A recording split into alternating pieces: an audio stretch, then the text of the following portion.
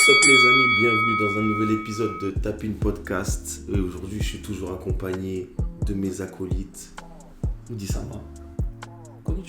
Konnichiwa. Et le plus grand fan iconique de Kyrie Irving.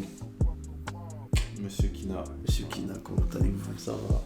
Ça va bien. Merci. Vous allez bien. Junior. Voilà. Et on lève le doigt et au passage on vous souhaite une excellente année 2025 en vous souhaitant beaucoup de bonnes choses, beaucoup de réussite dans vos projets, hein, pour ceux qui nous regardent et les autres qui ne nous regardent pas, vous pouvez aller voir ailleurs si j'y suis. On commence tout de suite avec l'Euroleague. Franchement il s'est passé quand même pas mal de petites choses depuis la dernière fois qu'on en a parlé et c'est vrai, ça fait quand même un bon mois. Et là, depuis, ça a quand même pas mal bougé. On va commencer par une équipe sur laquelle on a beaucoup débattu cette saison. C'est Paris Basketball.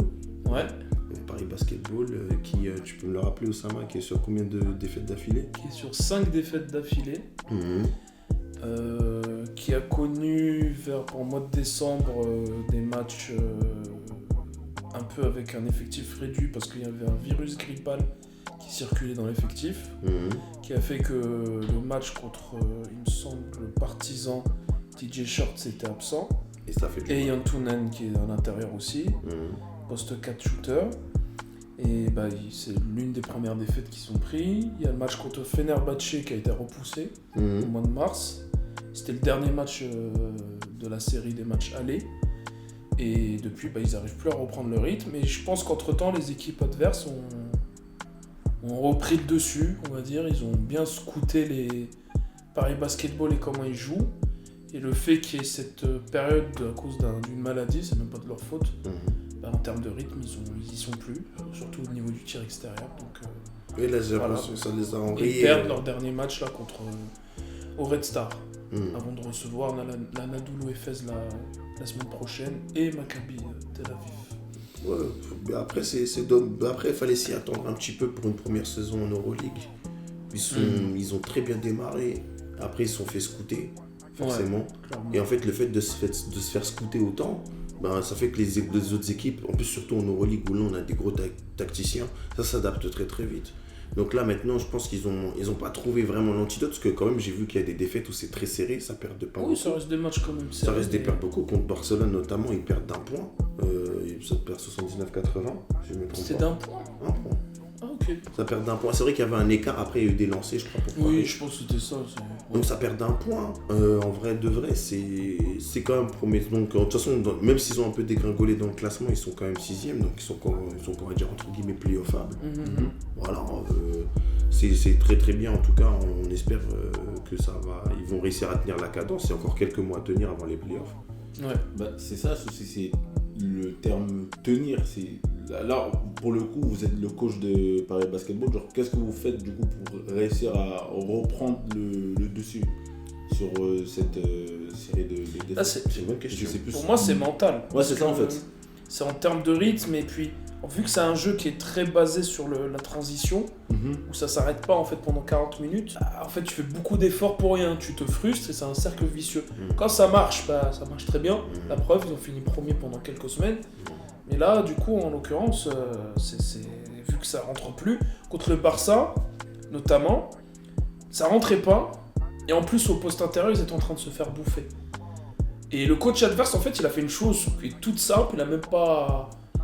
Il a pas forcé, il a mis un de ses intérieurs qui est Hernan Gomez, un des frères Hernan Gomez, qui est d'habitude dans le 5 de départ, il l'a mis sur le banc. Et en fait, dès que Thiago Splitter, le coach de Paris Basketball, sortait ses intérieurs, qui est Kevarius Hayes et Yantunen, il remettait Hernan Gomez. Hernan Gomez a mis 23 points et a pris 6 ou 7 rebonds offensifs en sortie de banc. Il a nettoyé, quand je dis nettoyer les intérieurs remplaçants. Parce qu'en fait, c'est un titulaire qui... Ça tactiquement, c'est élevé ce qu'il vient de proposer. C'est simple, mais élevé. C'est simple, mais élevé. Parce qu'il a dit, en fait, il a mis son titulaire contre les remplaçants. Et donc, du coup, comme il a beaucoup plus d'expérience, c'est un intérieur vicelard, il est venu les a nettoyés, 23 points sortis de banc. Et comme les intérieurs remplaçants de Paris Basketball sont moins... ils apportent quelque chose, mais ils sont pas aussi dominants comme Ace, par exemple, notamment, j'ai oublié son blaze, là, l'allemand un peu costaud, là, Kravertz ou un truc comme ça, il tenait pas la route et en fait il y avait un malus, mais laisse tomber, dès que les deux intérieurs de Paris Basketball sortaient, et en plus de l'autre côté il n'y avait pas de tir à 3 points qui est rentré, ils ont commencé à marquer un peu sur la fin du match, mais c'était pas suffisant. Et en fait c'est un peu symptomatique du jeu en entier. C'est quand ça rentre, tant mieux, et quand ça rentre pas, il n'y a pas d'autre solution pour l'instant. Exactement. Et en plus au niveau des rotations, j'ai l'impression qu'en fait Splitter il est borné, il se dit ça va être comme ça. Et je changerai vraiment que si je suis forcé de le faire. Bah là, pour le coup, il est un petit peu forcé. Bah là, pour moi, c'est un peu de sa faute. Pour moi, il aurait dû un peu inverser et limite laisser son Kevarius Ace en même temps que Hernan Gomez. Hein. Par exemple, ça c'est juste ce match-là, mais les autres matchs, c'est un peu le même problème. Contre Red Star, c'est le même problème. Il y a une panne au niveau du shoot à 3 points lamentable. Le petit analyse tactique là, que tu viens de nous faire, tu nous viens de nous montrer ta palette tactique. Je suis rien. Non mais c'est bien. Non, un simple entraîneur de départemental. Non mais en vrai de vrai c'est pertinent ce que tu viens de dire, c'est super pertinent, mais je salue. Bah d'ailleurs en parlant d'une autre équipe française qui justement à l'inverse depuis le changement de coach cartonne maintenant en Euroleague, Monaco. Qu'est-ce que tu peux par exemple vous pouvez me dire là-dessus? Là c'était l'inverse, Monaco avait des départs on va dire un peu poussifs. Là il y a l'arrivée de Spanoulis et là j'ai l'impression que tu l'avais déjà annoncé au préalable, tu m'avais dit au premier match je crois ils avaient perdu mais de très très peu, tu m'avais dit que s'ils continuent dans la même... Il avait gagné je crois contre il avait gagné. C'était Panathinaikos. Il avait gagné contre Pana, pardon, tu l'avais dit chez eux et tu avais dit que si ça continue sur la même lancée ça va donner quelque chose de très intéressant et c'est exactement ce qu'on est en train de voir. Bah bon après ils perdent le dernier là contre le Barça, après le Barça ils avaient une réussite insolente à 3 points, c'était pas possible là. Kevin Punter. Mais Kevin Punter exemple et puis après il y a 2-3 joueurs, j'en ai un en tête mais on va dire je suis un forceur sur les Français ou je sais pas quoi. Elio Kobo. Très fort le garçon, hein. Rien à dire. Hein. Voilà. Okay. Au moment où on est en train de tourner l'émission, monsieur s'est fait suspendre parce qu'il a fait un doigt d'honneur à l'arbitre contre Nanterre. Il n'est pas à son coup d'essai. Ouais. Contre Nanterre ou là, contre... au moment où on parle. Oui, c'est vrai, en plus c'est contre Nanterre, samedi là, hier. Ouais, mais c'est... Moi voilà. Je voulais dire, je lis dans tes pensées, c'est un light skin qui casse les couilles. C'est ça, si tu veux. Voilà, il n'y a pas de problème. Tu es responsable de tes termes. Hein. Moi, j'ai fait qu'un arrêter. Moi, je me désavoue. Je me désavoue. En fait, c'est un excellent joueur, il est Kobo, je dis pas le contraire. Mais en fait, je pense que cette mentalité-là, ces attitudes-là qu'il a sur le terrain... De Starlet, ont fait que justement, il n'a pas été appelé en équipe de France au dernier JO. Ça a du sens. Moi, je dis ça... Je dis rien. Tu as déposé les armes. Je comprends. Et je l'ai vu sur le terrain comment il joue. Il est très bon, hein. Il est excellent. Il n'y a rien à dire. Mais en fait, il sort tellement vite de ses matchs. Parce que c'est une starlet. Moi, ce match contre Paris Basketball, celui-là, il m'a vraiment marqué. Paris Basketball en championnat de France. Ouais. Arbitrage différent, contexte différent. Voilà. Ça, il y a le contexte qui va avec. Début de match, premier tir, 10 secondes, hein. Ouais. 10 secondes, il prend son tir, le mec, bon, il le touche, mais... Ah, il le frôle. C'est du basket de haut niveau, il y a tout le temps ça. Il est vraiment resté pendant 2 minutes, et je me suis concentré sur ce qu'il faisait pendant 2 minutes, à regarder l'arbitre qui ne lui avait pas sifflé la faute. Oh là là. Il jouait, hein, en défense, transition, il le regardait, ballon mort, il regardait, il repartait en attaque, il lâchait le ballon, il regardait le... Franchement, c'est fort. Bah, et fin de match, il prend une technique, il perd 2-3 ballons, ça part en prolongation ce match-là. Mais voilà, Mike James c'est aussi un peu comme ça. Mike James, c'est Mike James, il revient vite dans son match. Mais là, Mike James, comme tu l'as dit, il revient, il discute, mais il peut se permettre parce qu'il a le statut. Et derrière lui, c'est un killer, ça veut dire que dans un moment chaud, il va revenir dans son match. Là où j'ai l'impression que Kobo, il est un peu hyper... Avant, c'était quelqu'un qui pouvait être clutch, là, il est plus trop.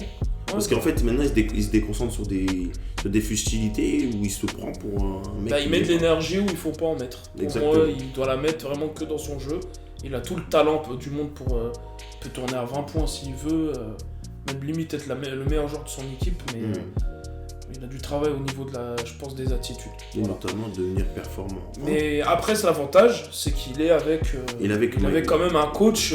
qui a de l'expérience. Un GOAT, on va dire, en Euroleague quand même. C'est une grande légende d'Euroleague qui a de l'expérience, qui sait ce qu'il fait. S'ils sont premiers, c'est pas pour rien. En Euroleague. En Euroleague. En championnat France, je sais pas. Le championnat, c'est pas pareil. Mais il remonte en fait, il y avait déjà du retard. Enfin bref, c'est quoi là J'allais transitionner tout doucement, mais je t'ai laissé terminer en parlant de performance. La performance de Vezenkov, un blaze d'AK-47 ou d'armes russes, qui vient de nous faire justement une performance peut-être de sniper ou de fusil d'assaut. 45 points, 3 dribbles posés. 8 sur 10 contre quelle équipe? C'était contre Bayern Munich. Contre le Bayern Munich. C'est une bonne équipe quand même. Voilà, mais après ils leur ont mis une valise sur ce match-là. À cause de ça, notamment. Un match ahurissant. Attends, mais t'as pas donné les détails. 8 sur 10 à 3 points. Oui. 10 sur 10 à 2 points. Incroyable. Même Klay Thompson, il a pas fait ça. Franchement, c'est chaud ce qu'on a vu. Parce que c'est du basket de haut niveau. Ce qu'on vient de voir, c'est du très très haut niveau, voire c'est clinique. Là où justement, malheureusement, on est dans une génération où il y a beaucoup de petits merdeux qui sont là, qui font des trucs, faire des dribbles, des chichis, des combos de Doctor Strange. Voilà, là on a un mec. En fait, justement, je trouve que c'est intéressant de voir. Bon, il y a beaucoup de joueurs qui vont regarder des highlights de gros dribbleurs et tout, et ça je comprends parce que c'est ce qui a plus hype. Mais pour quelqu'un qui aspire à devenir pro et qui veut vraiment devenir pro, il devrait regarder ce genre de performance. Pourquoi ? Parce que regarder le choix des tirs et être clinique, et qu'est-ce que c'est l'efficacité ? Ça, là, on vient de voir un mec, c'est l'efficacité à l'état pur. Et il a montré qu'on est capable de scorer sans pourtant poser des dribbles. C'est-à-dire en faisant il est venu, il a fait un excellent travail au poste. Ses shoots ouverts, il les met. Et derrière...